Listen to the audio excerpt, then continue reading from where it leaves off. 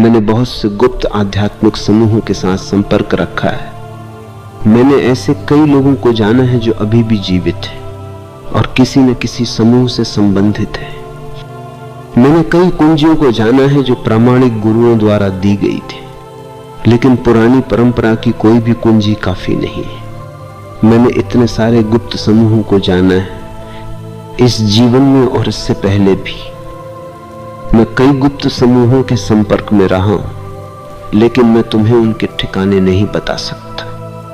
मैं तुम्हें उनके नाम नहीं बता सकता क्योंकि इसकी इजाजत नहीं है और वास्तव में इसका कोई उपयोग भी नहीं है। लेकिन मैं तुम्हें इतना बता सकता हूं कि वे अभी भी मौजूद हैं। वे अभी भी मदद करने की कोशिश करते हैं इस तीर्थ यात्रा पर। मैं गुरजीएफ की किताब मीटिंग्स विद रिमार्केबल मैन में वर्णित लोगों से कहीं अधिक अद्भुत लोगों से मिला हूं। धीरे धीरे जैसे जैसे और जब भी ये होगा, मैं उनके बारे में बात करूंगा। आज मैं उन अद्भुत पुरुषों में से एक के बारे में बात कर सकता हूं। उसका असली नाम ज्ञात नहीं है, न ही उसकी असली उम्र, लेकिन उसे मग्गा बाबा कहा जाता था। मग्गा का सीधा सा अर्थ है बड़ा प्याला। वो हमेशा अपना मग्गा, अपना प्याला अपने हाथ में रखते थे। वह इसका उपयोग हर चीज के लिए करते थे, अपनी चाय के लिए, अपने दूध के लिए, अपने भोजन के लिए, उन पैसों के लिए जो लोग उन्हें देते थे, या जो कुछ भी उस क्षण की मांग होती थी। उनके पास जो कुछ भी था वो बस उनका मग्गा था और इसीलिए उन्हें मग्गा बाबा के नाम से जाना जाता था। बाबा एक सम्मानजनक शब्द है। इसका सीधा सा अर्थ है दादा, आपके पिता के पिता। हिंदी में आपकी मां के पिता नाना है, आपके पिता के पिता बाबा हैं। मग्गा बाबा निश्चित रूप से उन सबसे अद्भुत पुरुषों में से एक थे जो कभी इस ग्रह पर रहे होंगे। वे वास्तव में चुने हुए लोगों में से एक थे। तुम उनकी गिनती जीसस, बुद्ध, लाओ त्सु के साथ कर सकते हो। मैं उनके बचपन या उनके माता पिता के बारे में कुछ नहीं जानता। कोई नहीं जानता कि वे कहां से आए थे। एक दिन अचानक वे शहर में प्रकट हो गए। वे बोलते नहीं थे। लोग तरह तरह के सवाल पूछते रहते थे। वे या तो चुप रहते, या अगर लोग बहुत ज्यादा तंग करते तो वे बकवास, कचरा, बस निरर्थक ध्वनियां चिल्लाना शुरू कर देते। वे बेचारे लोग सोचते थे कि वे किसी ऐसी भाषा में बोल रहे हैं जिसे शायद वे नहीं समझते।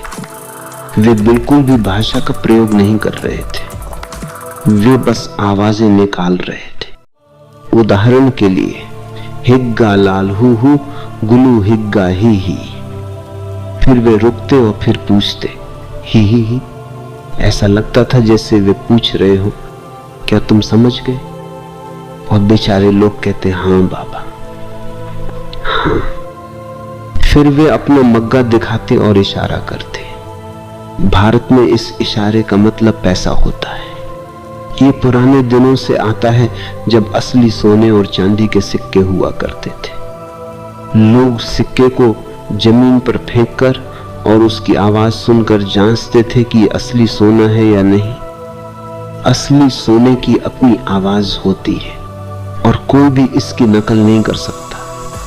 तो मग्गा बाबा एक हाथ से अपना मग्गा दिखाते और दूसरे हाथ से पैसे का इशारा करते, जिसका अर्थ होता, अगर तुम समझ गए हो तो मुझे कुछ दो। और लोग दे देते। मैं हंसते हंसते लोटपोट हो जाता क्योंकि उन्होंने कुछ कहा ही नहीं था। लेकिन वे पैसों के लालची नहीं थे। वे एक व्यक्ति से लेते और दूसरे को दे देते। उनका मग्गा हमेशा खाली रहता था। कभी कभार उसमें कुछ होता था, लेकिन बहुत कम। वह एक रास्ता था। पैसा उसमें आता और चला जाता, भोजन उसमें आता और चला जाता, और वह हमेशा खाली रहता। वे हमेशा उसे साफ करते रहते थे। मैंने उन्हें सुबह, शाम और दोपहर हमेशा उसे साफ करते देखा है। मैं तुम्हारे सामने ये स्वीकार करना चाहता हूं, तुम्हारे का मतलब है दुनिया, कि मैं ही एकमात्र व्यक्ति था जिससे वे बात करते थे, लेकिन केवल एकांत में, जब कोई और मौजूद नहीं होता था। मैं रात के गहरे सन्नाटे में उनके पास जाता, शायद सुबह के 2 बजे, क्योंकि उन्हें अकेला पाने का यही सबसे संभावित समय था। वे अपने पुराने कंबल में लिपटे होते, सर्दी की रात में, आग के किनारे। मैं थोड़ी देर उनके पास बैठता।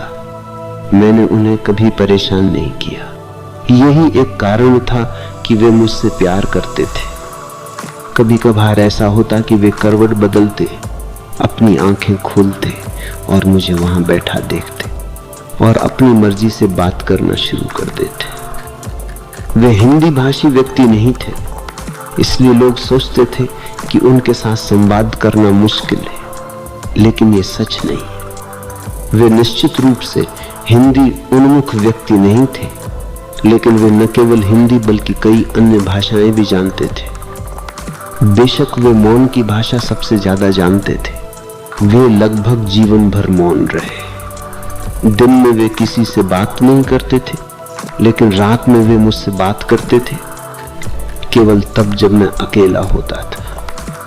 उनके कुछ शब्द सुनना एक ऐसा आशीर्वाद था। मग्गा बाबा ने कभी अपने जीवन के बारे में कुछ नहीं कहा, लेकिन उन्होंने जीवन के बारे में बहुत सी बातें कही।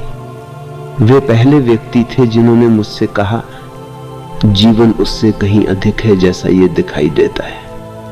इसके दिखावे से मत आंखो, बल्कि उन घाटियों में गहरे उतरो जहां जीवन की जड़ें हैं। वे अचानक बोलते और अचानक चुप हो जाते।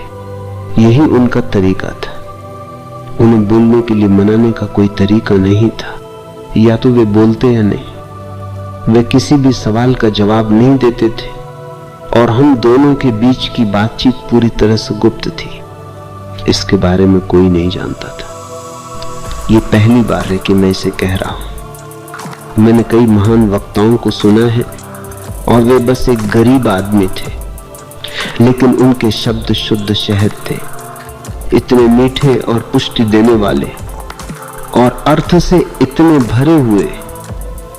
लेकिन तुम्हें किसी को नहीं बताना है कि मैं तुमसे बात करता रहा हूं जब तक कि मैं मर न जाऊं, क्योंकि बहुत से लोग सोचते हैं कि मैं बह रहा हूं।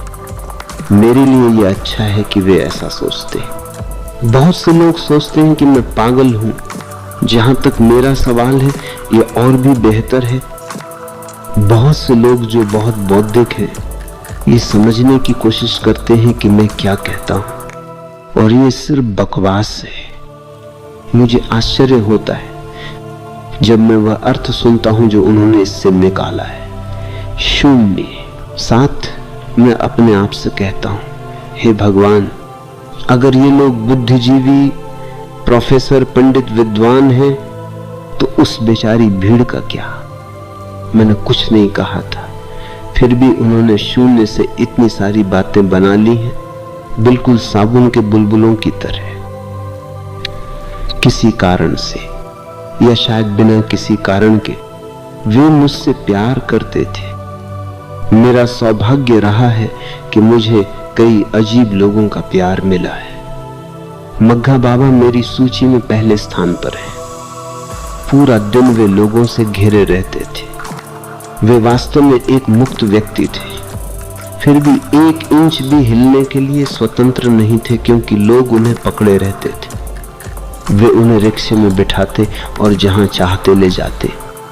बेशक वे नहीं कहते थे, क्योंकि वे या तो बहरा या गूंगा या पागल होने का नाटक कर रहे थे, और उन्होंने कभी कोई ऐसा शब्द नहीं बोला जो किसी शब्दकोश में मिल सके। जाहिर है वे हाँ या ना नहीं कह सकते थे, वे बस चले जाते। 1 या 2 बार उन्हें चुरा लिया गया। वे महीनों के लिए गायब हो गए, क्योंकि दूसरे शहर के लोगों ने उन्हें चुरा लिया था। जब पुलिस ने उन्हें ढूंढा और पूछा कि क्या वे वापस जाना चाहते हैं, तो निश्चित रूप से उन्होंने फिर से अपना वही काम किया।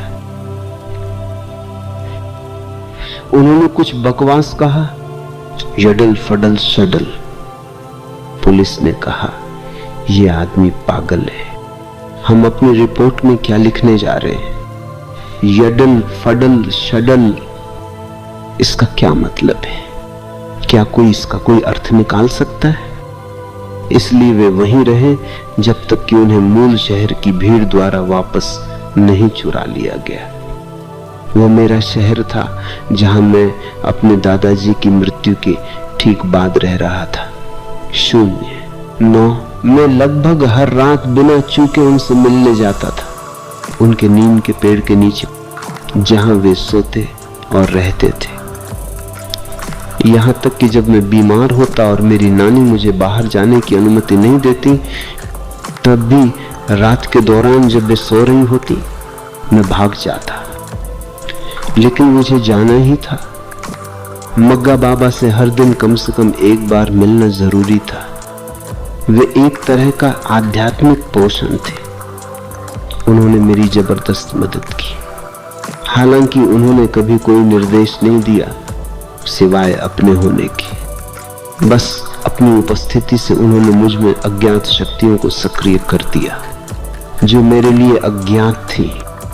मैं इस आदमी मग्गा बाबा का बहुत आभारी हूं, और सबसे बड़ा आशीर्वाद यह था कि मैं एक छोटा बच्चा, एकमात्र ऐसा व्यक्ति था जिससे वे बात करते थे। एकांत के वे क्षण, ये जानते हुए कि वे पूरी दुनिया में किसी और से बात नहीं करते थे, जबरदस्त रूप से मजबूत करने वाले, जीवंत करने वाले थे।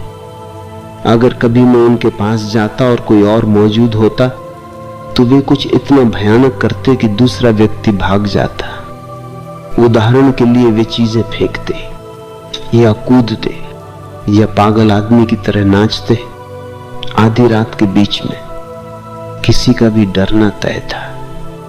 आखिरकार आपकी पत्नी है, बच्चे हैं और नौकरी है, और ये आदमी बस पागल लगता है, वह कुछ भी कर सकता है। फिर जब वह व्यक्ति चला जाता तो हम दोनों साथ मिलकर हंसते। मैं किसी और के साथ उस तरह कभी नहीं हंसा, और मुझे नहीं लगता कि इस जीवन काल में ऐसा दोबारा होने वाला है। और मेरे पास कोई और जीवन नहीं, 08 पहिया रुक गया है। हाँ, ये थोड़ा सा चल रहा है, लेकिन वह केवल पिछली गति है। इसमें कोई नई ऊर्जा नहीं डाली जा रही। मग्गा बाबा इतने सुंदर थे कि मैंने कोई और आदमी नहीं देखा जिसे उनके बराबर रखा जा सके। वे बिल्कुल एक रोमन मूर्ति की तरह थे, बिल्कुल परिपूर्ण, किसी भी मूर्ति से भी अधिक परिपूर्ण, क्योंकि वे जीवित थे। मेरा मतलब जीवन से इतने भरे हुए। मुझे नहीं पता कि मग्गा बाबा जैसे आदमी से दोबारा मिलना संभव है या नहीं, और मैं चाहता भी नहीं हूं, क्योंकि एक मग्गा बाबा काफी है, काफी से भी ज्यादा। वे इतने संतोषजनक थे, और दोहराव की परवाह कौन करता है। और मैं पूरी तरह से जानता हूं, बड़े प्रवास के लिए, बेचों की ईम के प्रवास के लिए कोई उससे ऊपर नहीं हो सकता। मेरे लिए मग्गा बाबा महत्वपूर्ण थे, लेकिन अगर मुझे अपनी नानी और उनके बीच चयन करना होता, तो मैं फिर भी अपनी नानी को चुनता। हालांकि वे तब प्रबुद्ध नहीं थी और मग्गा बाबा थे। कभी कभी एक अप्रबुद्ध व्यक्ति इतना सुंदर होता है कि कोई उन्हें चुन लेगा, भले ही प्रबुद्ध व्यक्ति विकल्प के रूप में उपलब्ध हो।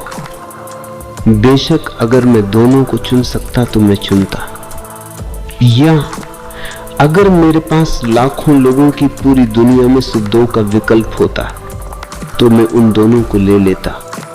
मग्गा बाबा बाहर, वे मेरी नानी के घर में प्रवेश नहीं करते। वे अपने नीम के पेड़ के नीचे बाहर रहते, और निश्चित रूप से मेरी नानी मग्गा बाबा के पास नहीं बैठ सकती थी। वह आदमी, वह उन्हें कहा करती थी, वह आदमी, उसके बारे में भूल जाओ और कभी उसके पास मत जाओ। जब तुम बस उसके पास से गुजरते हो तो हमेशा नहा लिया करो। उन्हें हमेशा डर रहता था कि उनके जुए हैं, क्योंकि किसी ने उन्हें कभी नहाते हुए नहीं देखा था। शायद वे सही थी। जब तक मैं उन्हें जानता था उन्होंने कभी स्नान नहीं किया था। वे एक साथ अस्तित्व में नहीं रह सकते थे, ये भी सच है। इस मामले में सह अस्तित्व संभव नहीं हो सकता था, लेकिन हम हमेशा व्यवस्था कर सकते थे। मग्गा बाबा हमेशा आंगन में बाहर नीम के पेड़ के नीचे हो सकते थे और नानी घर में रानी हो सकती थी, और मुझे उन दोनों का प्यार मिल सकता था बिना ये या वह चुने। पागल बाबा उन अद्भुत लोगों में से एक थे जिनके बारे में मैं बात करने जा रहा हूं। वे मग्गा बाबा की ही श्रेणी के थे। वे बस पागल बाबा के नाम से जाने जाते थे। पागल का अर्थ है दीवाना। वे हवा के झोंके की तरह आते थे, हमेशा अचानक, और फिर वैसे ही अचानक गायब हो जाते थे जैसे वे आए थे। मैंने उन्हें नहीं खोजा, उन्होंने मुझे खोजा। इससे मेरा मतलब है कि मैं नदी में तैर रहा था। जब वे वहां से गुजरे उन्होंने मुझे देखा, मैंने उन्हें देखा, और वे नदी में कूद पड़े और हम साथ साथ तैरे। मुझे नहीं पता कि हम कितनी देर तक तैरे, लेकिन मैं वह नहीं था जो कहता बस बहुत हो गया। वे पहले से ही एक सिद्ध संत थे। मैंने उन्हें पहले देखा था, लेकिन इतना करीब से नहीं। एक सभा में भजन करते हुए और ईश्वर के गीत गाते हुए मैंने उन्हें देखा था, और उनके प्रति एक निश्चित भाव था, लेकिन मैंने इसे अपने तक ही सीमित रखा था। मैंने इसके बारे में एक शब्द भी नहीं कहा था। कुछ चीजें ऐसी होती हैं जिन्हें दिल में ही रखना बेहतर होता है। वहां वे तेजी से बढ़ती हैं। वही सही मिट्टी है। इस समय वे एक बूढ़े आदमी थे और मैं 12 वर्ष से अधिक का नहीं था। जाहिर है उन्हें ही कहना था चलो रुकते, मैं थक गया हूं। मैंने कहा आप मुझे किसी भी समय बता सकते थे और मैं रुक जाता, लेकिन जहां तक मेरा सवाल है, मैं नदी में एक मछली हूं। हाँ, मेरे शहर में मुझे ऐसे ही जाना जाता था। और कौन हर सुबह 4 बजे से 10 बजे तक 6 घंटे तैरता है? इस आदमी पागल बाबा का जिक्र कई बार आएगा, इस साधारण कारण से कि उन्होंने मुझे इतने सारे लोगों से मिलवाया। जब भी मैं उनका उल्लेख करूंगा, पागल बाबा का उल्लेख करना ही होगा। उनके माध्यम से एक पूरी दुनिया खुल गई। वे मेरे लिए किसी भी विश्वविद्यालय से कहीं अधिक मूल्यवान थे, क्योंकि उन्होंने मुझे हर संभव क्षेत्र में जो कुछ भी श्रेष्ठ है उससे परिचित कराया। वे मेरे गांव में बिल्कुल एक बवंडर की तरह आते थे और वे मुझे पकड़ लेते थे। मेरे माता पिता उन्हें नानी कह सकते थे, यहां तक कि मेरी नानी भी उन्हें नानी कह सकती थी। वास्तव में जिस क्षण मैंने पागल बाबा का उल्लेख किया, वे सभी कहते थे तो ठीक है, क्योंकि वे जानते थे कि यदि उन्होंने मुझे मना किया तो पागल बाबा आएंगे और घर में उपद्रव पैदा करेंगे। वे चीजें तोड़ सकते थे, वे लोगों को पीट सकते थे, और वे इतने सम्मानित थे कि कोई भी उन्हें कोई नुकसान करने से नहीं रोकता था। इसलिए हर किसी के लिए यह कहना सबसे अच्छा था। हाँ, अगर पागल बाबा तुम्हें अपने साथ ले जाना चाहते हैं तो तुम जा सकते हो। और हम जानते हैं, उन्होंने कहा कि पागल बाबा के साथ तुम सुरक्षित रहोगे। शहर में मेरे अन्य रिश्तेदार मेरे पिता से कहा करते थे, आप अपने लड़के को उस पागल आदमी के साथ भेजकर सही नहीं कर रहे। मेरे पिता जवाब देते, मेरा लड़का ऐसा है कि मुझे उस बूढ़े पागल आदमी की उस लड़के से ज्यादा चिंता है। तुम्हें परेशान होने की जरूरत नहीं। मैंने पागल बाबा के साथ कई जगहों की यात्रा की। वे मुझे न केवल महान कलाकारों और संगीतकारों के पास ले गए, बल्कि महान स्थानों पर भी ले गए। उनके साथ ही मैंने पहली बार ताजमहल देखा। और एलोरा और अजंता की गुफाएं देखी। वे ही वह व्यक्ति थे जिनके साथ मैंने पहली बार हिमालय देखा। मैं उनका बहुत ऋणी हूं और मैंने उन्हें कभी धन्यवाद भी नहीं दिया। मैं नहीं कर सका क्योंकि वे मेरे पैर छूते थे। अगर मैं कभी धन्यवाद में उनसे कुछ कहता तो वे तुरंत अपने होठों पर हाथ रख देते और कहते, बस चुप रहो, मैं तुम्हारा आभारी हूं, तुम मेरे नहीं। एक रात जब हम अकेले थे, मैंने उनसे पूछा, आप मेरे आभारी क्यों हैं? मैंने आपके लिए कुछ नहीं किया है और आपने मेरे लिए बहुत कुछ किया है, फिर भी आप मुझे धन्यवाद भी नहीं कहने देते। उन्होंने कहा, एक दिन तुम समझोगे, लेकिन अभी सो जाओ और इसका फिर कभी जिक्र मत करना। कभी नहीं, कभी नहीं। जब समय आएगा तो तुम जान जाओगे। जब तक मुझे पता चला तब तक बहुत देर हो चुकी थी। वे नहीं रहे थे। मुझे पता चला, लेकिन बहुत देर से। यदि वे जीवित होते तो शायद उनके लिए यह महसूस करना बहुत मुश्किल होता कि मुझे पता चल गया है कि एक बार पिछले जन्म में उन्होंने मुझे जहर दिया था। हालांकि मैं बच गया था। अब वे बस इसकी भरपाई करने की कोशिश कर रहे थे। वे इसे मिटाने की कोशिश कर रहे थे। वे मेरे लिए अच्छा बनने के लिए अपनी शक्ति में सब कुछ कर रहे थे और वे हमेशा मेरे लिए अच्छे थे। जितना मैं कभी योग्य था उससे कहीं अधिक। लेकिन अब मैं जानता हूं क्यों। वे संतुलन लाने की कोशिश कर रहे थे। पूर्व में वे इसे कर्म कहते, शून्य, क्षय, कर्म का सिद्धांत। तुम जो कुछ भी करते हो, याद रखो, तुम्हें अपने कृत्य से डिस्टर्ब चीजों को फिर से संतुलन में लाना होगा। अब मैं जानता हूं कि वे एक बच्चे के प्रति इतने अच्छे क्यों थे। वे कोशिश कर रहे थे और वे सफल हुए संतुलन लाने में। एक बार जब तुम्हारे कृत्य पूरी तरह से संतुलित हो जाते हैं तो तुम गायब हो सकते हो।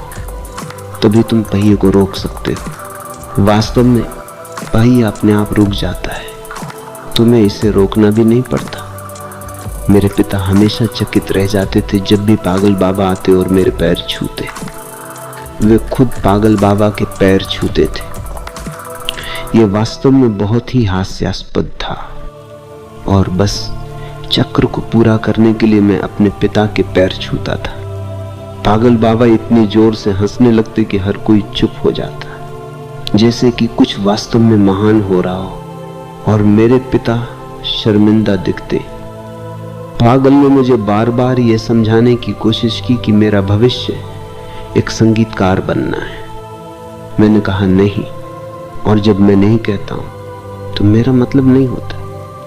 मेरे बचपन से ही मेरी ना बहुत स्पष्ट रही है और मैं शायद ही कभी हां का उपयोग करता हूं। वह शब्द हां इतना कीमती है, लगभग पवित्र, कि इसका उपयोग केवल परमात्मा की उपस्थिति में किया जाना चाहिए। चाहे वह प्रेम हो या सौंदर्य या अभी गुलमोहर पर नारंगी फूल इतने घने जैसे कि पूरा पेड़ आग की लपटों में हो। जब कोई भी चीज तुम्हें पवित्र की याद दिलाती तो तुम हां शब्द का उपयोग कर सकते हो। ये प्रार्थना से भरा है। नहीं का सीधा सा मतलब है कि मैं प्रस्तावित गतिविधि से खुद को काट लेता हूं और मैं एक न कहने वाला रहा हूं। मुझसे हाथ निकलवाना बहुत मुश्किल था। पागल बाबा को देखकर एक ऐसा आदमी जिसे प्रबुद्ध माना जाता था, मैंने पहचाना कि उन दिनों में भी वे अद्वितीय थे। मैं कुछ नहीं जानता था कि ज्ञानोदय क्या है। मैं ठीक उसी स्थिति में था जैसा मैं अब हूं, फिर से पूरी तरह से अज्ञानी, लेकिन उनकी उपस्थिति चमकदार थी। आप उन्हें हजारों के बीच पहचान सकते थे। वे पहले व्यक्ति थे जो मुझे कुंभ मेले में ले गए। ये प्रयाग में हर 12 साल में होता है और पूरी दुनिया में सबसे बड़ा जमावड़ा है। हिंदुओं के लिए कुंभ मेला उनके जीवन के संजोए हुए सपनों में से एक है। एक हिंदू सोचता है कि अगर तुम कम से कम एक बार कुंभ मेले में नहीं गए हो तो तुमने अपना जीवन गंवा दिया।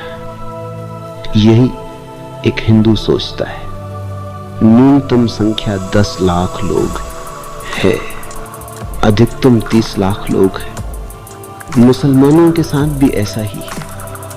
जब तक तुम हाजी नहीं हो, जब तक तुम हज पर नहीं गए हो, मक्का नहीं गए हो, तुम चूक गए। हज का मतलब है मक्का की यात्रा, जहां मोहम्मद रहे और मरे। पूरी दुनिया में यह हर मुसलमान का सबसे कीमती सपना है, उसे कम से कम एक बार मक्का जाना है, हिंदू को प्रयाग जाना है। ये जगह उनके इज़राइल है। धर्म सतह पर बहुत अलग दिख सकते हैं, लेकिन अगर तुम बस थोड़ा सा खुरचोगे तो तुम्हें वही कचरा मिलेगा। हिंदू, यहूदी, मुसलमान, ईसाई, इससे कोई फर्क नहीं पड़ता। लेकिन कुंभ मेले का एक अनूठा चरित्र है। 30 लाख लोगों का जमावड़ा ही अपने आप में एक दुर्लभ अनुभव है। सभी हिंदू साधु वहां आते हैं और वे कोई छोटा अल्पसंख्यक नहीं है। उनकी संख्या 5 लाख है और वे बहुत रंगीन लोग हैं। तुम इतने सारे अनूठे संप्रदायों की कल्पना नहीं कर सकते। तुम विश्वास नहीं कर सकते कि ऐसे लोग भी मौजूद हैं और वे सभी वहां इकट्ठा होते। पागल बाबा मुझे मेरे जीवन के पहले कुंभ मेले में ले गए। मुझे एक बार और जाना था, लेकिन पागल बाबा के साथ कुंभ मेले का यह अनुभव बेहद शिक्षाप्रद था, क्योंकि वे मुझे सभी महान और तथाकथित महान संतों के पास ले गए और उनके सामने और हजारों लोगों के बीच वे मुझसे पूछते, क्या यह आदमी एक असली संत है? मैं कहता, नहीं, लेकिन पागल बाबा भी उतने ही जिद्दी थे जितना मैं हूं। उन्होंने हिम्मत नहीं हारी। वे चलते गए और चलते गए। मुझे हर तरह के संभव संत के पास ले गए, जब तक कि मैंने एक आदमी से नहीं कहा। पागल बाबा हंसे और कहा, मुझे पता था कि तुम सच्चे को पहचान लोगे। और ये आदमी, उन्होंने उस आदमी की ओर इशारा किया जिसके बारे में मैंने हाँ कहा था। वह एक आत्म साक्षात्कारी है, किसी को भी ज्ञात नहीं। वो आदमी बस एक पीपल के पेड़ के नीचे बैठा था, बिना किसी अनुयायी के। शायद वो 30 लाख लोगों की उस भारी भीड़ में सबसे अकेला आदमी था। बाबा ने पहले मेरे पैर छुए, फिर उसके पैर। उस आदमी ने कहा, लेकिन तुम्हें ये बच्चा कहां मिला? मैंने कभी नहीं सोचा था कि एक बच्चा मुझे पहचान पाएगा। मैंने खुद को इतनी पूरी तरह से छुपा रखा है। तुम मुझे पहचान सकते हो, वो ठीक है, लेकिन वैसा कैसे कर सका? बाबा ने कहा, यही तो पहेली है, इसीलिए मैं उसके पैर छूता हूं। तुम अभी उसके पैर छुओ। और उस 90 साल के बूढ़े आदमी की बात कौन नहीं मानता? वे इतने प्रभावशाली थे। उस आदमी ने तुरंत मेरे पैर छुए। इसी तरह पागल बाबा मेरा परिचय हर तरह के लोगों से कराते थे। इस घेरे में मैं ज्यादातर संगीतकारों की बात कर रहा हूं, क्योंकि वे उनका प्रेम प्रसंग थे। वे चाहते थे कि मैं एक संगीतकार बनूं, लेकिन मैं उनकी इच्छा पूरी नहीं कर सका, क्योंकि मेरे लिए संगीत अधिक से अधिक केवल एक मनोरंजन हो सकता है। मैंने उनसे ठीक उन्हीं शब्दों में कहा, पागल बाबा, संगीत ध्यान का बहुत निचले स्तर का प्रकार है, मुझे इसमें कोई दिलचस्पी नहीं है। मुझे पता है कि यह है, मैं इसे तुम्हारे मुंह से सुनना चाहता था, लेकिन संगीत ऊपर जाने के लिए एक अच्छी सीढ़ी है। इससे चिपके रहने की या इस पर बने रहने की कोई आवश्यकता नहीं है। एक सीढ़ी किसी और चीज के लिए एक कदम है। इसी तरह मैंने अपने सभी ध्यान में संगीत का उपयोग किया है। किसी चीज के लिए एक कदम के रूप में बहानन कहा, जो वास्तव में संगीत है, निःशब्द। नानक कहते हैं, एक ओंकार सतनाम ईश्वर का, यह सत्य का केवल एक ही नाम है, और वह ओम की निःशब्द ध्वनि। शायद ध्यान संगीत से निकला है, या शायद संगीत ध्यान की जननी है। लेकिन संगीत अपने आप में ध्यान नहीं है। यह केवल संकेत दे सकता है या एक इशारा हो सकता है। मैं संगीतकार नहीं बनने वाला था, पागल बाबा ये जानते थे, लेकिन वे संगीत के प्यार में थे और वे चाहते थे कि मैं कम से कम बेहतरीन संगीतकारों से परिचित हो जाऊं, शायद मैं आकर्षित हो जाऊं। उन्होंने मुझे इतने सारे संगीतकारों से मिलवाया, उनके सभी नाम याद रखना भी मुश्किल था, लेकिन कुछ नाम बहुत प्रसिद्ध हैं और पूरी दुनिया में जाने जाते हैं। पागल बाबा के बारे में केवल अप्रत्यक्ष तरीके से बात की जानी, यही उस आदमी की गुणवत्ता थी। वे हमेशा कोष्ठक में थे, बहुत अदृश्य। उन्होंने मुझे कई संगीतकारों से मिलवाया और मैं हमेशा उनसे पूछता कि क्यों। उन्होंने कहा, एक दिन तुम एक संगीतकार बनोगे। मैंने कहा, पागल बाबा, कभी कभी लगता है कि लोग सही हैं, आप पागल हैं, मैं संगीतकार नहीं बनने वाला हूं। वे हंसे और बोले, मुझे पता है, फिर भी मैं कहता हूं कि तुम एक संगीतकार बनोगे। अब इसका क्या मतलब निकाले? मैं संगीतकार नहीं बना, लेकिन एक तरह से वे सही थे। मैंने वाद्य यंत्रों पर नहीं बजाया है, लेकिन मैंने हजारों दिलों पर बजाया है। मैंने किसी भी वाद्य यंत्र की तुलना में कहीं अधिक गहरा संगीत बनाया है। गैर वाद्य यंत्र, गैर तकनीकी, 3 बांसुरी वादक, उन सभी को पागल बाबा ने मुझसे मिलवाया था। एक आदमी हरिप्रसाद चौरसिया, उत्तर भारत से, जहां वे एक अलग तरह का बांसुरी संगीत बजाते हैं। दूसरे बंगाल से पन्नालाल घोष, वे फिर से एक अलग तरह की बांसुरी बजाते, बहुत मर्दाना, बहुत तेज और प्रभावशाली। सचदेवा की बांसुरी लगभग मौन है, स्त्री सुलभ। पन्नालाल घोष के ठीक विपरीत। जहां तक इन बांसुरी वादकों का सवाल है, 0, 6। हरिप्रसाद मेरी पसंद है। उनकी बांसुरी में दोनों की सुंदरता है, और फिर भी पन्नालाल घोष की तरह नहीं, बहुत तेज और आडंबरपूर्ण, और न ही इतनी तीखी कि यह आपको काट दे और चोट पहुंचाए। ये हवा की तरह नरम है, गर्मी की रात में ठंडी हवा। ये चंद्रमा की तरह प्रकाश है, लेकिन गर्म नहीं, शीतल। आप इसकी शीतलता महसूस कर सकते हैं। हरिप्रसाद को अब तक का सबसे महान बांसुरी वादक माना जाना चाहिए, लेकिन वे बहुत प्रसिद्ध नहीं हैं। वे हो नहीं सकते, वे बहुत विनम्र हैं। प्रसिद्ध होने के लिए आपको आक्रामक होना पड़ता है। प्रसिद्ध होने के लिए आपको महत्वाकांक्षी दुनिया में लड़ना पड़ता है।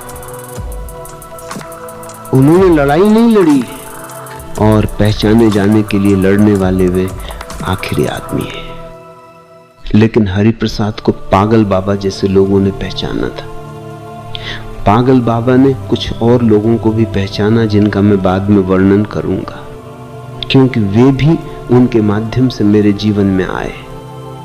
ये एक अजीब बात है। हरिप्रसाद मुझे बिल्कुल नहीं जानते थे, जब तक कि पागल बाबा ने उन्हें मुझसे नहीं मिलवाया, और फिर वे इतने दिलचस्प हो गए कि वे पागल बाबा के पास सिर्फ मुझसे मिलने आते थे। एक दिन पागल बाबा ने मजाक में उनसे कहा, अब तुम मेरे लिए नहीं आते, तुम इसे जानते हो, मैं इसे जानता हूं, और वह व्यक्ति जिसके लिए तुम आते हो वो इसे जानता है। मैं हंसा। हरिप्रसाद हंसे और बोले, बाबा आप सही हैं। मैंने कहा, मुझे पता था कि बाबा देर सबेर इसका जिक्र करने वाले हैं, और यही उस आदमी की खूबसूरती थी। वे बहुत से लोगों को मेरे पास लाए, लेकिन मुझे उन्हें धन्यवाद देने से भी रोका। उन्होंने मुझसे केवल एक ही बात कही, मैंने केवल अपना कर्तव्य किया है। मैं बस एक एहसान मांगता हूं, जब मैं मरूं तो क्या तुम मेरे अंतिम संस्कार में मुखाग्नि दोगे? भारत में इसे बहुत महत्व का माना जाता है। यदि कोई आदमी बिना बेटे के है तो वह जीवन भर पीड़ित रहता है, क्योंकि उसके अंतिम संस्कार में आग कौन देगा? इसे अग्नि देना कहा जाता है। जब उन्होंने मुझसे पूछा तो मैंने कहा, बाबा मेरे अपने पिता हैं और वे नाराज होंगे, और मैं आपके परिवार के बारे में नहीं जानता, शायद आपका कोई बेटा हो। उन्होंने कहा, किसी भी चीज के बारे में परेशान मत हो, न तो अपने पिता के बारे में और न ही मेरे परिवार के बारे में। ये मेरा निर्णय है। मैंने उन्हें कभी उस तरह के मूड में नहीं देखा था। मैं तब जान गया कि उनका अंत बहुत करीब था। वे इस पर चर्चा करने में भी समय बर्बाद करने में सक्षम नहीं थे। मैंने कहा, ठीक है, कोई बहस नहीं, मैं आपको अग्नि दूंगा। इससे कोई फर्क नहीं पड़ता कि मेरे पिता आपत्ति करते हैं या आपका परिवार आपत्ति करता है। मैं आपके परिवार को नहीं जानता। संयोग से पागल बाबा की मृत्यु मेरे अपने गांव में हुई, लेकिन शायद उन्होंने इसकी व्यवस्था की थी। मुझे लगता है कि उन्होंने इसकी व्यवस्था की थी। और जब मैंने अग्नि देकर उनका अंतिम संस्कार शुरू किया तो मेरे पिता ने कहा, तुम क्या कर रहे हो? यह केवल सबसे बड़े बेटे द्वारा ही किया जा सकता है। मैंने कहा, दादा मुझे ये करने दीजिए। मैंने उनसे वादा किया है, और जहां तक आपका सवाल है, मैं ये नहीं कर पाऊंगा। मेरा छोटा भाई ये करेगा। वास्तव में वह आपका सबसे बड़ा बेटा है, मैं नहीं। मैं परिवार के किसी काम का नहीं हूं और कभी नहीं रहूंगा। वास्तव में मैं हमेशा परिवार के लिए एक मुसीबत साबित होऊंगा। मेरा छोटा भाई जो मेरे बाद है आपको अग्नि देगा और वह परिवार की देखभाल करेगा। मैंने अपने पिता से कहा, पागल बाबा ने मुझसे पूछा था और मैंने उनसे वादा किया है, इसलिए मुझे अग्नि देनी ही होगी।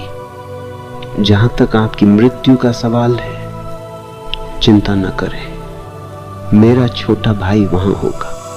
मैं भी उपस्थित रहूंगा, लेकिन आपके बेटे के रूप में नहीं। मुझे नहीं पता कि मैंने ऐसा क्यों कहा और उन्होंने क्या सोचा होगा, लेकिन यह सच साबित हुआ। जब उनकी मृत्यु हुई तो मैं उपस्थित था।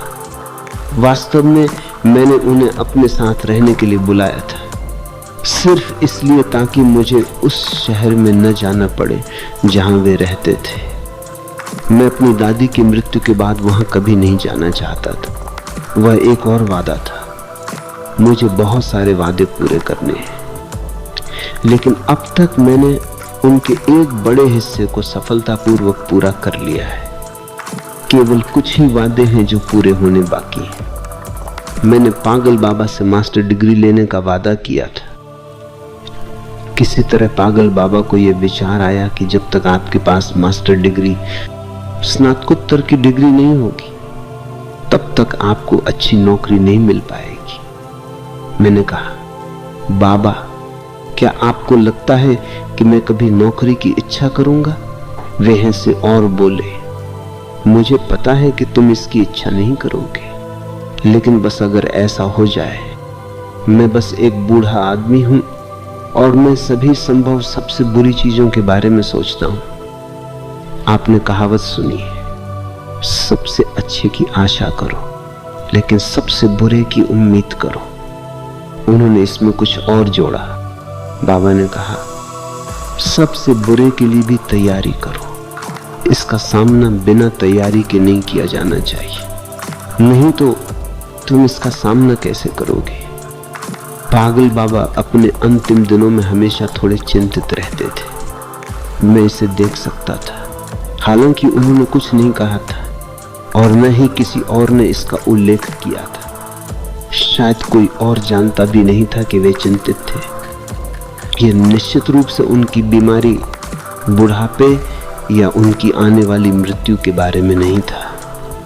वे उस आदमी के लिए बिल्कुल महत्वहीन थे। एक रात जब मैं उनके साथ अकेला था, मैंने उनसे पूछा, वास्तव में मुझे उन्हें आधी रात में जगाना पड़ा, क्योंकि ऐसा क्षण ढूंढना बहुत मुश्किल था जब उनके साथ कोई और न हो। उन्होंने मुझसे कहा, यह कुछ बहुत महत्वपूर्ण होना चाहिए, नहीं तो तुम मुझे नहीं जगाते। बात क्या है? मैंने कहा, यही तो सवाल है। मैं आपको देख रहा हूं, मुझे आपके चारों ओर चिंता की थोड़ी सी छाया महसूस होती है। ये पहले कभी नहीं थी। आपकी आभा हमेशा इतनी स्पष्ट रही है, बिल्कुल एक चमकते सूरज की तरह। लेकिन अब मैं थोड़ी छाया देखता हूं। ये मृत्यु नहीं हो सकती। वे हंसे और बोले, हां, छाया है और ये मृत्यु नहीं है, ये भी सच है। मेरी चिंता यह है कि मैं एक आदमी का इंतजार कर रहा हूं ताकि मैं उसे तुम्हारे लिए अपनी जिम्मेदारी सौंप सकूं। मैं चिंतित हूं क्योंकि वह अभी तक नहीं आया है। अगर मैं मर गया तो तुम्हारे लिए उसे ढूंढना असंभव होगा। मैंने कहा, अगर मुझे वास्तव में किसी की जरूरत होगी तो मैं उसे ढूंढ लूंगा, लेकिन मुझे किसी की जरूरत नहीं है। आप मृत्यु के आने से पहले आराम करें। मैं इस छाया का कारण नहीं बनना चाहता। आपको उतनी ही शानदार चमक के साथ मरना चाहिए जैसे आप जिए हैं। उन्होंने कहा, यह संभव नहीं है, लेकिन मैं जानता हूं कि वो आदमी आएगा। मैं अनावश्यक रूप से चिंता कर रहा हूं। वो अपने वचन का पक्का आदमी है। उसने मेरे मरने से पहले मेरे पास पहुंचने का वादा किया है। मैंने उनसे पूछा, उसे कैसे पता चलेगा कि आप कब मरने वाले हैं? वो हंसे और बोले, इसीलिए मैं चाहता हूं कि तुम उससे परिचित हो जाओ। तुम बहुत छोटे हो और मैं चाहूंगा कि मेरे जैसा कोई बस तुम्हारे आसपास रहे। उन्होंने कहा, वास्तव में यह एक पुरानी परंपरा है कि यदि कोई बच्चा कभी प्रबुद्ध होने जा रहा है तो कम से कम 3 प्रबुद्ध लोगों को उसे कम उम्र में पहचानना चाहिए। मैंने कहा, बाबा, ये सब बकवास है। कोई भी मुझे जागने से नहीं रोक सकता। उन्होंने कहा, मुझे पता है, लेकिन मैं एक बूढ़ा पारंपरिक आदमी हूं, इसलिए कृपया विशेष रूप से मेरी मृत्यु के समय परंपरा के खिलाफ कुछ भी मत कहो। मैंने कहा, ठीक है, आपकी खातिर मैं बिल्कुल चुप रहूंगा। मैं कुछ नहीं कहूंगा, क्योंकि मैं जो भी कहूंगा वो किसी न किसी तरह परंपरा, रवायत के खिलाफ होगा। उन्होंने कहा, मैं ये नहीं कह रहा हूं कि तुम्हें चुप रहना चाहिए, बस महसूस करो जो मैं महसूस कर रहा हूं। मैं एक बूढ़ा आदमी हूं। इस दुनिया में मेरे पास कोई नहीं है जिसकी मुझे परवाह हो सिवाय तुम्हारे। मुझे नहीं पता कि क्यों या कैसे तुम मेरे इतने करीब हो गए। मैं अपनी जगह पर किसी को चाहता हूं ताकि तुम्हें मेरी कमी महसूस ना हो। 0 मैंने कहा, बाबा, आपकी जगह कोई नहीं ले सकता, लेकिन मैं आपसे वादा करता हूं कि मैं आपकी कमी महसूस न करने की पूरी कोशिश करूंगा। लेकिन वह आदमी अगली सुबह आ गया। पहला प्रबुद्ध व्यक्ति जिसने मुझे पहचाना वो मग्गा बाबा थे, दूसरे पागल बाबा थे और तीसरे उससे भी ज्यादा अजीब थे जिसकी मैंने कल्पना भी नहीं की थी। यहां तक कि पागल बाबा भी इतने पागल नहीं थे। उस आदमी का नाम मस्ता बाबा था। बाबा एक सम्मानजनक शब्द है, इसका सीधा सा मतलब है दादाजी। लेकिन कोई भी जिसे लोगों द्वारा प्रबुद्ध माना जाता है उसे भी बाबा कहा जाता है, क्योंकि वह वास्तव में समुदाय में सबसे बूढ़ा आदमी है। वो वास्तव में नहीं हो सकता है, वो बस एक युवा आदमी हो सकता है, लेकिन उसे बाबा कहा जाना चाहिए दादाजी। मस्ता बाबा शानदार थे, बस शानदार, और बिल्कुल वैसे ही जैसे मैं एक आदमी को पसंद करता हूँ। वे बिल्कुल ऐसे थे जैसे मेरे लिए ही बने हो। पागल बाबा द्वारा हमें मिलवाने से पहले ही हम दोस्त बन गए थे। मैं घर के बाहर खड़ा था, मुझे नहीं पता कि मैं वहां क्यों खड़ा था। कम से कम अब मुझे उद्देश्य याद नहीं आ रहा है। ये बहुत पहले की बात है। शायद मैं भी इंतजार कर रहा था, क्योंकि पागल बाबा ने कहा था कि वो आदमी अपना वचन निभाएगा, वो आएगा। और मैं निश्चित रूप से किसी भी बच्चे की तरह जिज्ञासु था। मैं एक बच्चा था और बाकी सब चीजों के बावजूद मैं एक बच्चा ही रहा हूं। शायद मैं इंतजार कर रहा था या कुछ और करने का नाटक कर रहा था, लेकिन वास्तव में उस आदमी का इंतजार कर रहा था और सड़क की ओर देख रहा था, और वह वहां था। मैंने उम्मीद नहीं की थी कि वह इस तरह आएगा। वह दौड़ते हुए आया। वह बहुत बूढ़ा नहीं था, 35 से ज्यादा नहीं, बस अपनी जवानी के शिखर पर। वो एक लंबा आदमी था, बहुत दुबला पतला, सुंदर लंबे बालों और एक सुंदर दाढ़ी के साथ। मैंने उनसे पूछा, क्या आप मस्ता बाबा हैं? वे थोड़े अचंभित हुए और बोले, तुम्हें मेरा नाम कैसे पता चला? मैंने कहा, इसमें कुछ भी रहस्यमय नहीं है। पागल बाबा आपका इंतजार कर रहे हैं। स्वाभाविक रूप से उन्होंने आपके नाम का उल्लेख किया, लेकिन आप वास्तव में वह व्यक्ति हैं जिसके साथ रहना मैं खुद चुनता। आप उतने ही पागल हैं जितने पागल बाबा अपनी जवानी में रहे होंगे।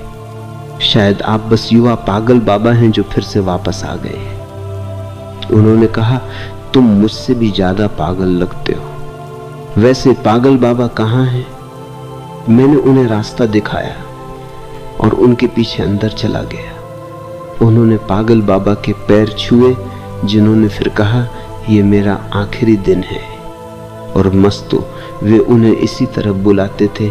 मैं तुम्हारा इंतजार कर रहा था और थोड़ा चिंतित हो रहा था। मस्तो ने जवाब दिया, क्यों? मृत्यु आपके लिए कुछ भी नहीं है। बाबा ने जवाब दिया, बेशक मृत्यु मेरे लिए कुछ भी नहीं है, लेकिन अपने पीछे देखो, वह लड़का मेरे लिए बहुत मायने रखता है। शायद वह कर पाएगा जो मैं करना चाहता था और नहीं कर सका। तुम उसके पैर छुओ। मैं इंतजार कर रहा था ताकि मैं तुम्हें उससे मिलवा सकूं। मस्ता बाबा ने मेरी आंखों में देखा, और वे उन कई लोगों में से एकमात्र असली आदमी थे जिन्हें पागल बाबा ने मुझसे मिलवाया था और मेरे पैर छूने के लिए कहा था। हर कोई जानता था कि अगर आप पागल बाबा के पास जाते हैं तो आपको उस लड़के के पैर छूने होंगे जो हर संभव तरीके से एक मुसीबत है, और आपको उसके पैर छूने हैं। क्या बेतुकापन है। लेकिन पागल बाबा पागल है। ये आदमी मस्तो निश्चित रूप से अलग था। अपनी आंखों में आंसू और हाथ जोड़कर उसने कहा, इस पल से आप मेरे पागल बाबा होंगे। वे अपना शरीर छोड़ रहे हैं, लेकिन वे आपके रूप में जीवित रहेंगे। मुझे नहीं पता कि कितना समय बीत गया, क्योंकि वे मेरे पैर नहीं छोड़ रहे थे। वे रो रहे थे। उनके सुंदर बाल पूरे जमीन पर फैले हुए थे। बार बार मैंने उनसे कहा, मस्ता बाबा, बहुत हो गया। उन्होंने कहा, जब तक तुम मुझे मस्तो नहीं बुलाओगे मैं तुम्हारे पैर नहीं छोड़ूंगा। अब मस्तो एक ऐसा शब्द है जिसका उपयोग केवल एक बड़ा आदमी बच्चे के लिए करता है। मैं उन्हें मस्तो कैसे बुला सकता था? लेकिन कोई रास्ता नहीं था, मुझे करना पड़ा। यहां तक कि पागल बाबा ने भी कहा, इंतजार मत करो, उसे मस्तों कहो, ताकि मैं बिना किसी छाया के मर सकूं। स्वाभाविक रूप से ऐसी स्थिति में मुझे उन्हें मस्तों कहना पड़ा। जिस क्षण मैंने नाम का उपयोग किया, मस्तों ने कहा, इसे 3 बार कहो। पूरब में यह भी एक परंपरा है, जब तक आप किसी चीज को 3 बार नहीं कहते उसका बहुत मतलब नहीं होता। इसलिए 3 बार मैंने कहा, मस्तो मस्तो मस्तो। अब क्या आप कृपया मेरे पैर छोड़ेंगे? और मैं हंसा, पागल बाबा हंसे, मस्तो हंसे, और तीनों की वह हंसी हमें किसी ऐसी चीज में जोड़ गई जो अटूट है। उसी दिन पागल बाबा की मृत्यु हो गई, लेकिन मस्तो नहीं रुके। हालांकि मैंने उनसे कहा कि मृत्यु बहुत करीब है। उन्होंने कहा, अब मेरे लिए तुम ही वह हो, जब भी मुझे जरूरत होगी मैं तुम्हारे पास आऊंगा। वे वैसे भी मरने वाले हैं। वास्तव में सच कहूं तो उन्हें 3 दिन पहले ही मर जाना चाहिए था। वे सिर्फ तुम्हारे लिए रुके हुए थे, ताकि वे मुझे तुमसे मिलवा सके। और ये केवल तुम्हारे लिए नहीं है, ये मेरे लिए भी।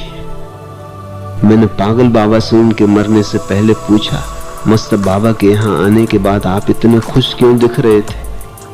उन्होंने कहा, बस एक पारंपरिक दिमाग, मुझे माफ कर दो। वे इतने अच्छे बूढ़े आदमी थे, 90 साल की उम्र में एक लड़के से माफी मांगना, और इतने प्यार के साथ। मैंने कहा, मैं ये नहीं पूछ रहा हूं कि आपने उनका इंतजार क्यों किया। सवाल आपके या उनके बारे में नहीं है। वे एक सुंदर आदमी है और इंतजार करने लायक है। मैं पूछ रहा हूं कि आप इतनी चिंता क्यों कर रहे थे? उन्होंने कहा, फिर से मैं तुमसे कहता हूं कि इस समय बहस मत करो। ऐसा नहीं है कि मैं तर्क के खिलाफ हूं, जैसा कि तुम जानते हो मुझे विशेष रूप से पसंद है जिस तरह से तुम बहस करते हो और जो अजीब मोड़ तुम अपने तर्कों को देते हो। लेकिन ये समय नहीं, वास्तव में कोई समय नहीं है। मैं उधार के समय पर जी रहा हूं। मैं तुम्हें केवल एक ही बात बता सकता हूं, मैं खुश हूं कि वह आया और खुश हूं कि तुम दोनों मित्रवत और प्रेमी बन गए जैसा मैं चाहता था। शायद एक दिन तुम इस पुराने पारंपरिक विचार की सच्चाई देखोगे। विचार यह है कि जब तक 3 प्रबुद्ध लोग एक बच्चे को भविष्य के बुद्ध के रूप में नहीं पहचानते, उसके लिए एक बनना लगभग असंभव है। पागल बाबा, आप सही थे। अब मैं देख सकता हूं कि यह केवल एक परंपरा नहीं है। किसी को प्रबुद्ध के रूप में पहचानना उसकी असीम मदद करना है। विशेष रूप से यदि पागल बाबा जैसा व्यक्ति आपको पहचानता है और आपके पैर छूता है, या मस्तू जैसा आदमी। मैं उन्हें मस्तो कहता रहा क्योंकि पागल बाबा ने कहा था, उन्हें फिर कभी मस्ता बाबा मत कहना, वे बुरा मान जाएंगे। मैं उन्हें मस्तो कहता था और अब से तुम्हें भी ऐसा ही करना है। और ये वास्तव में एक दृश्य था। एक बच्चा उन्हें बुला रहा है, जिसका सम्मान सैकड़ों लोग करते थे, मस्तो। और न केवल यह, वे तुरंत वही करते जो मैं उनसे कहता।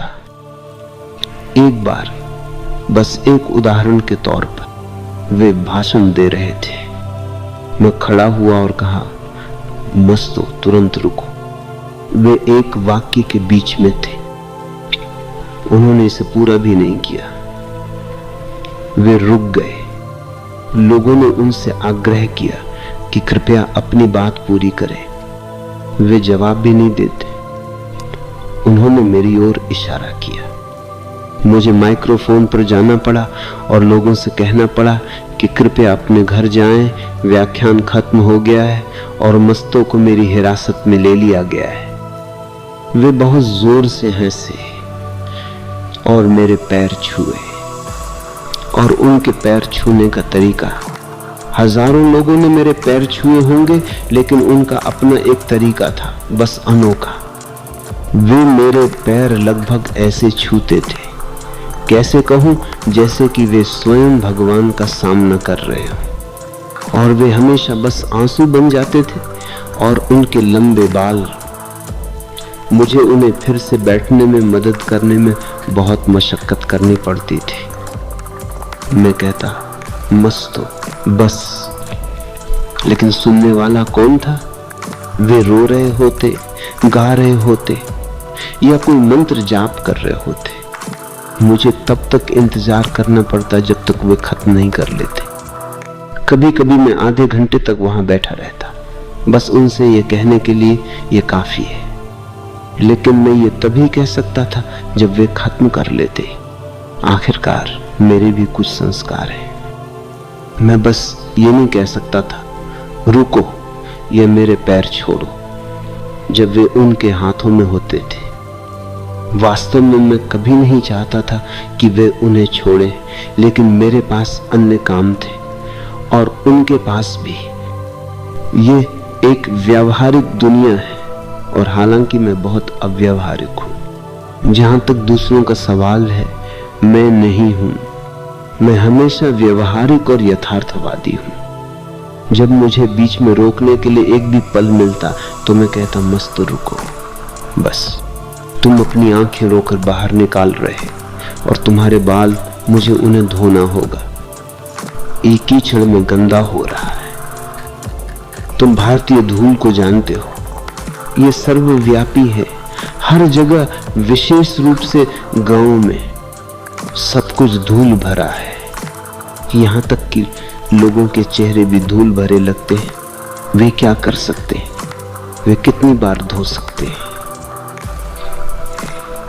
मैंने मस्तों से कहा मुझे तुम्हारे बाल धोने होंगे, और मैं उनके बाल धोता था। ये बहुत सुंदर था और मुझे हमेशा कुछ भी सुंदर पसंद है। ये आदमी मस्तो, जिसके बारे में पागल बाबा इतनी चिंता करते थे, तीसरे प्रबुद्ध व्यक्ति थे। वे चाहते थे कि 3 प्रबुद्ध पुरुष एक छोटे अप्रबुद्ध लड़के के पैर छुएं और उन्होंने प्रबंध कर लिया। पागलों के अपने तरीके होते, उन्होंने पूरी तरह से प्रबंध किया। उन्होंने प्रबुद्ध लोगों को भी उस लड़के के पैर छूने के लिए राजी कर लिया जो निश्चित रूप से प्रबुद्ध नहीं था। मैंने उनसे पूछा, क्या आपको नहीं लगता कि ये थोड़ी हिंसा है? उन्होंने कहा, बिल्कुल नहीं, वर्तमान को भविष्य के लिए अर्पित करना ही होगा, और यदि एक प्रबुद्ध व्यक्ति भविष्य में नहीं देख सकता है तो वह प्रबुद्ध नहीं है। ये सिर्फ एक पागल आदमी का विचार नहीं है, उन्होंने कहा, बल्कि सबसे प्राचीन और सम्मानित विचारों में से एक है। बुद्ध जब वे केवल 24 घंटे के थे, एक प्रबुद्ध व्यक्ति द्वारा देखे गए थे जो रोया और उस बच्चे के पैर छुए। ये 3 लोग सबसे महत्वपूर्ण हैं जिनसे मैं कभी मिला हूं, और मुझे नहीं लगता कि मैं किसी ऐसे व्यक्ति से मिलूंगा जो उन तीनों से अधिक महत्वपूर्ण होगा। मैंने अपने ज्ञानोदय के बाद अन्य प्रबुद्ध लोगों से भी मुलाकात की है, लेकिन वह एक अलग कहानी है। मैंने अपने शिष्यों से उनके प्रबुद्ध होने के बाद मुलाकात की है, वो भी एक अलग कहानी है। लेकिन जब मैं सिर्फ एक छोटा बच्चा था तब पहचाना जाना, और बाकी सब मेरे खिलाफ थे। ये एक अजीब नियति थी। मेरा परिवार हमेशा मेरे खिलाफ था। मैं अपने पिता, अपनी मां, अपने भाइयों को बाहर रखता हूं, लेकिन ये एक बड़ा परिवार था। वे सभी मेरे खिलाफ थे, एक साधारण कारण से, और मैं उन्हें समझ सकता हूं। वे एक तरह से सही थे कि मैं एक पागल की तरह व्यवहार कर रहा था, और वे चिंतित थे। उस छोटे से शहर में हर कोई मेरे गरीब पिता से मेरी शिकायत कर रहा था। मुझे कहना चाहिए कि उनके पास अनंत धैर्य था। वे सबकी सुनते थे। 0, 7, ये लगभग 24 घंटे का काम था। हर दिन, दिन रात, कभी कभी आधी रात में भी कोई न कोई आता, क्योंकि मैंने कुछ ऐसा किया था जो नहीं किया जाना चाहिए था। और मैं केवल वही चीजें कर रहा था जो नहीं की जानी चाहिए थी। वास्तव में मुझे आश्चर्य होता था कि मुझे कैसे पता चलता था कि कौन सी चीजें हैं जो नहीं की जानी चाहिए, क्योंकि गलती से भी मैंने ऐसा कुछ नहीं किया जो किया जाना चाहिए था।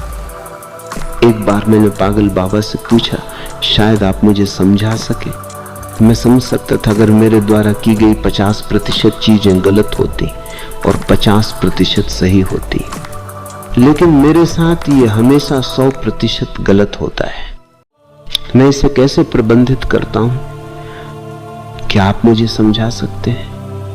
पागल बाबा हंसे और बोले, तुम पूरी तरह से प्रबंधित करते हो, यही काम करने का तरीका है।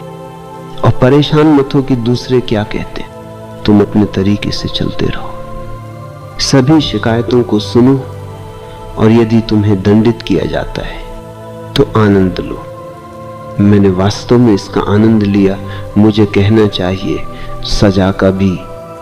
मेरे पिता ने मुझे दंडित करना बंद कर दिया जिस क्षण उन्हें पता चला कि मैं इसका आनंद लेता हूं। मस्तों ने पागल बाबा की तुलना में मेरी अधिक कुशलता से देखभाल की। सबसे पहले बाबा वास्तव में पागल आदमी थे। दूसरे, वे मुझसे मिलने के लिए बवंडर की तरह कभी कभार ही आते थे, फिर गायब हो जाते थे।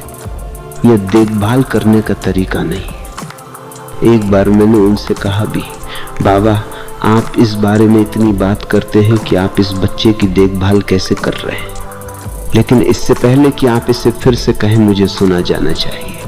वे हंसे और बोले, मैं समझता हूं तुम्हें इससे कहने की जरूरत नहीं है, लेकिन मैं तुम्हें सही हाथों में सौंप दूंगा। मैं वास्तव में तुम्हारी देखभाल करने में सक्षम नहीं हूं। क्या तुम समझ सकते हो कि मैं 90 साल का हूं?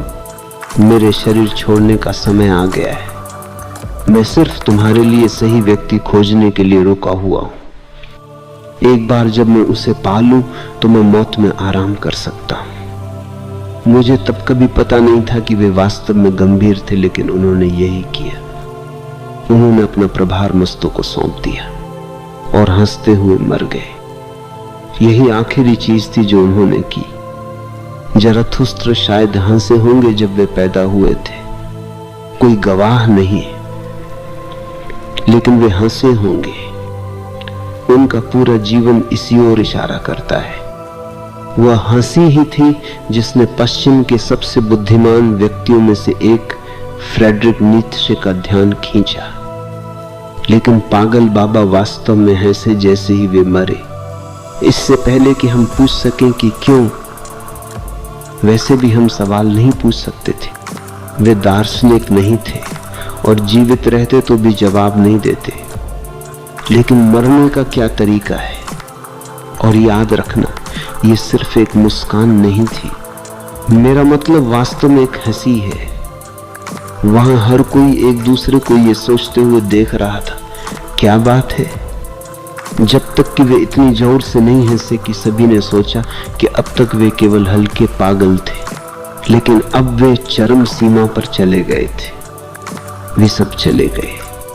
स्वाभाविक रूप से जब कोई पैदा होता है तो कोई नहीं हंसता, बस शिष्टाचार के एक हिस्से के रूप में, और मृत्यु पर कोई नहीं हंसता।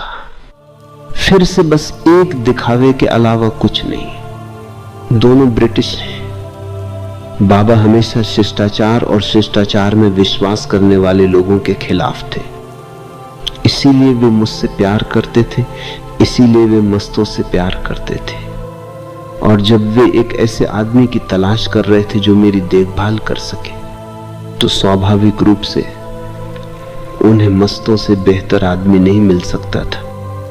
मस्तों ने खुद को उससे कहीं अधिक साबित किया जितना बाबा कभी सोच सकते थे। उन्होंने मेरे लिए इतना कुछ किया कि यह कहना भी दर्द देता है। ये कुछ इतना निजी है कि इसे नहीं कहा जाना चाहिए, इतना निजी कि अकेले होने पर भी इसे नहीं कहना चाहिए। मस्ता बाबा, मैं उन्हें केवल मस्तो कहूंगा क्योंकि वे चाहते थे कि मैं उन्हें इसी तरह बुलाऊं। मैंने हमेशा उन्हें मस्तो कहा, हालांकि अनिच्छा से, और मैंने उनसे इसे याद रखने के लिए कहा। साथ ही पागल बाबा ने मुझसे कहा था, यदि वह तुम्हारे द्वारा मस्तो कहलाना चाहता है जैसे मैं उसे बुलाता हूं, तो उसके लिए किसी भी तरह से दुख पैदा मत करो। जिस क्षण मैं मरूंगा तुम उसके लिए मेरी जगह ले लोगे। और उस दिन पागल बाबा की मृत्यु हो गई और मुझे उन्हें मस्तो कहना पड़ा। मैं 12 साल से अधिक का नहीं था और मस्तो कम से कम 35 या शायद अधिक थे। 12 साल के लड़के के लिए ठीक ठीक अनुमान लगाना मुश्किल है और 35 सबसे भ्रामक उम्र है। व्यक्ति 30 या 40 का हो सकता है। यह सब उसके आनुवंशिकी पर निर्भर करता है। अफसोस, मैं तुम्हें मस्तो नहीं दिखा सकता। उनका पूरा शरीर सुंदर था। कोई विश्वास नहीं कर सकता था कि वे देवताओं की दुनिया से नहीं आए थे। भारत में कई सुंदर कहानियां हैं। उनमें से एक कग्वेद से है, पुरुरवा और उर्वशी की। उर्वशी एक अप्सरा है जो स्वर्ग के सभी सुखों से तंग आ जाती है। मुझे ये कहानी पसंद है क्योंकि ये बहुत सच है। यदि आपके पास सभी सुख हैं तो आप उन्हें कब तक सहन कर सकते हैं? व्यक्ति का उबना तय है। कहानी किसी ऐसे व्यक्ति द्वारा लिखी गई होगी जो जानता था। ये उन सुंदर कहानियों में से एक है जिसे मैंने हमेशा पसंद किया है। मस्तो जरूर इस दुनिया में पैदा हुए एक देवता रहे होंगे। वे कितने सुंदर थे ये कहने का यही एकमात्र तरीका है। और ये केवल शरीर की सुंदरता नहीं थी जो निश्चित रूप से सुंदर थी। मैं शरीर के खिलाफ नहीं हूं, मैं इसके पूरी तरह पक्ष में हूं। मुझे उनका शरीर पसंद था। मैं उनके चेहरे को छूता था और वे कहते, तुम बंद आंखों से मेरा चेहरा क्यों छूते हो? मैंने कहा, आप इतने सुंदर हैं और मैं और कुछ नहीं देखना चाहता जो शायद मुझे परेशान करे। इसलिए मैं अपनी आंखें बंद रखता हूं ताकि मैं आपको उतना ही सुंदर सपना देख सकूं जितने आप हैं। क्या तुम मेरे शब्दों पर ध्यान देते हो ताकि मैं आपको उतना ही सुंदर सपना देख सकूं जितने आप हैं? मैं चाहता हूं कि आप मेरा सपना बने। लेकिन यह केवल उनका शरीर नहीं था जो सुंदर था, न ही उनके बाल। मैंने कभी किसी आदमी के सिर पर इतने सुंदर बाल नहीं देखे। मैं उनके बालों को छूता और खेलता था और वे हंसते थे। एक बार उन्होंने कहा, यह तो कुछ बात हुई। बाबा पागल थे और अब उन्होंने मुझे एक गुरु दिया है जो और भी पागल है। उन्होंने मुझसे कहा कि तुम उनकी जगह लोगे, इसलिए मैं तुम्हें कुछ भी करने से नहीं रोक सकता। अगर तुम मेरा सिर भी काट दो तो मैं उसके लिए तैयार और राजी रहूंगा। मैंने कहा, डरे नहीं, मैं एक बाल भी नहीं काटूंगा। जहां तक आपके सिर का सवाल है, बाबा ने वो काम पहले ही कर दिया है। केवल बाल बचे। फिर हम दोनों हंसे। ऐसा कई बार हुआ, कई तरह से। लेकिन वे सुंदर थे, शारीरिक रूप से और मनोवैज्ञानिक रूप से भी। जब भी मुझे जरूरत होती, बिना पूछे, ताकि मुझे बुरा न लगे, वे रात में मेरी जेब में पैसे छोड़ देते। आप जानते हैं कि मेरे पास कोई जेब नहीं। क्या आप जानते हैं कि मैंने अपनी जेबें कैसे खो दी? ये मस्तो थे। वे पैसे, सोना, जो कुछ भी वे प्रबंधित कर सकते थे, मेरी जेब में डालते थे। अंत में मैंने जेब रखने का विचार ही छोड़ दिया। ये लोगों को ललचाता है। या तो वे आपकी जेब काट लेते हैं और जेब खतरे बन जाते हैं, या बहुत कम मेरे जैसे आदमी के साथ वे मस्तों जैसे व्यक्ति बन जाते हैं। वे तब तक इंतजार करते जब तक मैं सो नहीं जाता। कभी कभी मैं नाटक करता जैसे कि मैं सो रहा हूं। मुझे उन्हें समझाने के लिए खर्राटे भी लेने पड़ते। फिर मैं उन्हें रंगे हाथों पकड़ लेता, उनका हाथ मेरी जेब में। मैंने कहा, मस्तो, क्या ये एक शिष्य का तरीका है? और हम दोनों हंसे। आखिरकार मैंने जेब रखने का विचार छोड़ दिया। मैं दुनिया का एकमात्र व्यक्ति हूं जिसे जेब की बिल्कुल भी आवश्यकता नहीं है। एक तरह से ये अच्छा है क्योंकि कोई भी मेरी जेब नहीं काट सकता। ये भी अच्छा है कि मुझे कोई वजन नहीं उठाना पड़ता, कोई और हमेशा ये कर सकता है। मुझे जरूरत नहीं है, मुझे सालों से जेब की जरूरत नहीं पड़ी। किसी ने हमेशा मेरे लिए प्रबंधन किया है। लेकिन मस्तो एक देवता की तरह दिखते थे जो पृथ्वी पर आए थे। मैं उनसे प्यार करता था बिना किसी कारण के, निश्चित रूप से, क्योंकि प्यार का कोई कारण नहीं हो सकता। मैं अब भी उनसे प्यार करता हूं। मस्तो सबसे अच्छा विकल्प थे जो बाबा कर सकते थे। मैं किसी भी तरह से एक बेहतर आदमी की कल्पना नहीं कर सकता। न केवल वे एक ध्यानी थे, निश्चित रूप से वे थे, अन्यथा उनके और मेरे बीच कोई संवाद संभव नहीं होता। और ध्यान का मतलब है केवल मन न होना, कम से कम उस समय के लिए जब आप ध्यान कर रहे हो।